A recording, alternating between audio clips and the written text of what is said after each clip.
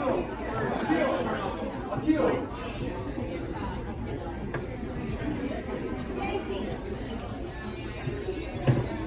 guys, my name is Johnston. I want to thank you all for coming out. I want to thank the contestants. They have beautiful voices and they put a lot of time and effort. So let's give them a round of applause.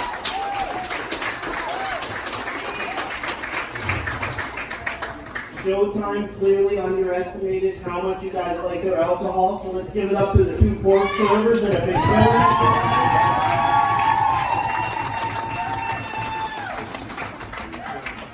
One more thing is when I wrote this bit, I didn't realize it was an all ages contestant thing, and I ain't gonna change for anybody. You can't do it. Shut up in front of that. I consider myself a gamer. I'm like the only one. Any other gamers out there? I like to play Fortnite. I like to play Call of Duty because nothing is better after a long day of work than cracking a beer and shooting a motherfucker right in the face. Right? Recently, it's unemployed though, and it's hard to feel productive getting up in the morning, shooting them, and just shooting them all day long. So I'm going to play more constructive games like Construction Simulator, Farm Simulator. Put in a good solid 8-hour day, and then I can enjoy shooting people. I put a lot of time into these games. My girlfriend hates it. She's like, why don't you get off the couch? Do something around the house. So I'm constantly reminding her that that farm is worth $3 million. It's just not going to take care of itself. Playing this really intense game of Farm Simulator the other day, right? My brother-in-law starts explaining to me how he's a lord. I don't know if you guys know this, but you could buy a 5x5 plot of land in Scotland. Boom, we'll send you all kinds of fancy paperwork telling you you're a lord. He's explaining this to me, and I'm like, dude, you're such a fucking loser. But he continues.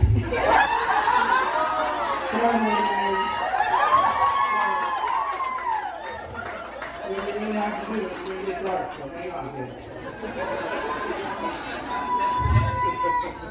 So, he continues to explain to me that his teenage children have bought him for Christmas.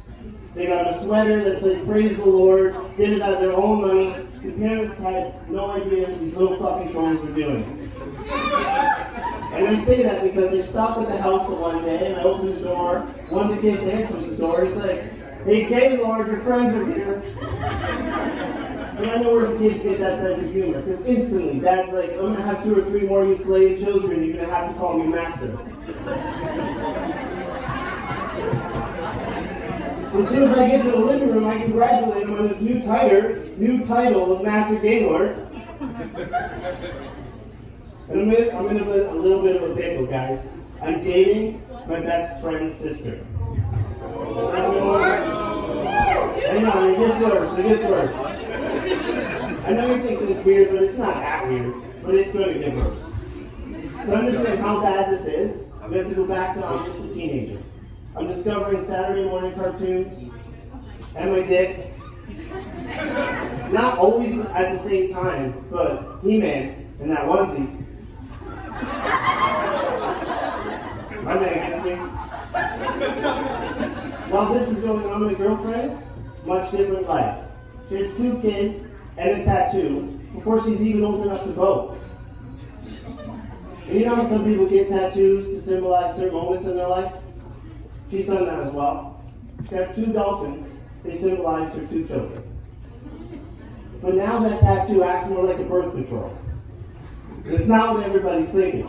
It's just every time I bend her over, I see those dolphins, and I'm like, they need somewhere to swim. Now every time I come, I scream, save the dolphins!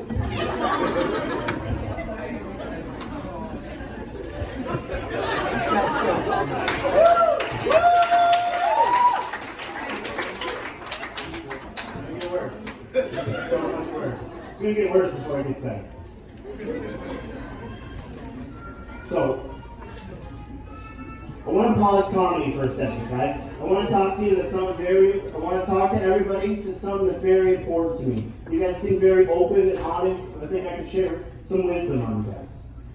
Of course, I'm talking about circumcision. I watched the 90-minute documentary, so I pretty much know everything there is to know about circumcision. During the whole documentary, they said it's cleaner, like 150 times. The only pro they could give me is it's cleaner. It's cleaner. I was in the shower last night, I was like, they didn't even mention the aerodynamics. The helicopter. So naturally, once I start thinking about my dick, I instantly start thinking about God. Anyone? I started to think maybe Christianity got it backwards. I don't think it was Adam and Eve. I think it was Eve and Adam. And God's designing this perfect specimen, and Michael walks in, like, whoa, man, God. Whoa, man, I like it.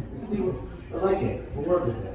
They call it whatever you want, God, but you're going to send this figure down there and you got dinosaurs and shit. We need something to protect this beautiful specimen. It's going to be eaten by a T-Rex in like 10 seconds. God's like, you're right. We're going to design a whole different body type. How do we do it? How do we make sure he protects her? Well, she's got a hole. He's got one purpose, just aim for the hole. That's all he does, all his life. Just go to the hole. We're going to have to redesign. You can't have a hole. We're going to redesign it. We're going to pull that tunnel out. Name it a shaft. I'm so losing the ladies right now. We call it a shaft. Strong. Protect. Ovaries. Man don't need no ovaries. Bring them down below the shaft. Show it off. Put some hair on it. Man. The cervix. I don't even know what the fuck that is. It sounds like a breakfast cereal. All I know is I'm never going to reach it. Pull that puppy out. Call it the head. So the woman smarter. 2 heads. Losing it again, huh? That little button above the hole, no one's going to ever understand what the fuck's that for. Pull that off. Going to put it around the head. Protect the man's most valuable head. What the fuck was I going with this, guys? The documentary, that's right, the documentary. 90 minutes, all I've learned is that all the nerve endings to our penis boys end in our foreskin.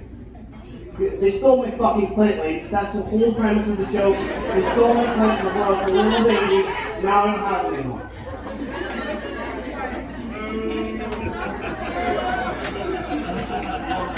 So ladies, if you're lying at home and you're wondering why is he more caring, why is he more emotional, you can't feel. They stole his fucking clit too. He's just running around aggressively punching shit, hoping to feel.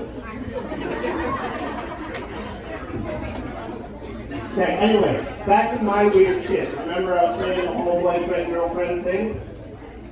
As the kids grow up, I'm part of the family, so I get the title of Uncle Johnston. 10 years later, I'm banging Mom. What do the kids call me? Uncle? That shit sailed. We ain't from Welland. Dad? These kids are in their 20s. They don't need their uncle telling them what to do. So, now I'm Uncle Johnston. It's the best of both worlds, really, when you think about it. It's weird being a new dad when I have to discipline them, send them to the room. I feel so guilty. So when Mom's not looking, I just sneak up and molest them like I used to do when I was around them. Settle down, it's a joke. I'm a dad now. I don't do that anymore. I have a responsibility.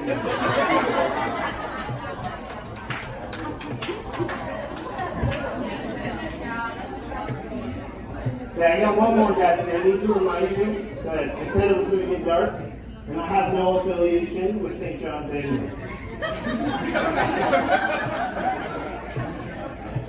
No affiliation. They relate to me anyway, but no affiliation. I have it on record.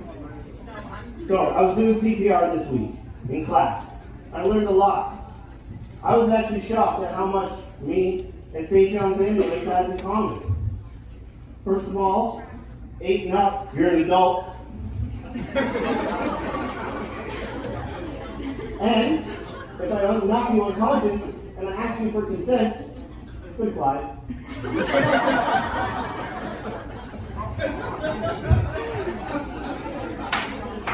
One more, guys, one more, you can pray. This is the darkest shit, and I'm done, I promise. Rape's a lot like Fight Club when you think about it. First 2 rules are the same. Thanks, guys. That's my time. Johnston. Chris Johnston, everybody!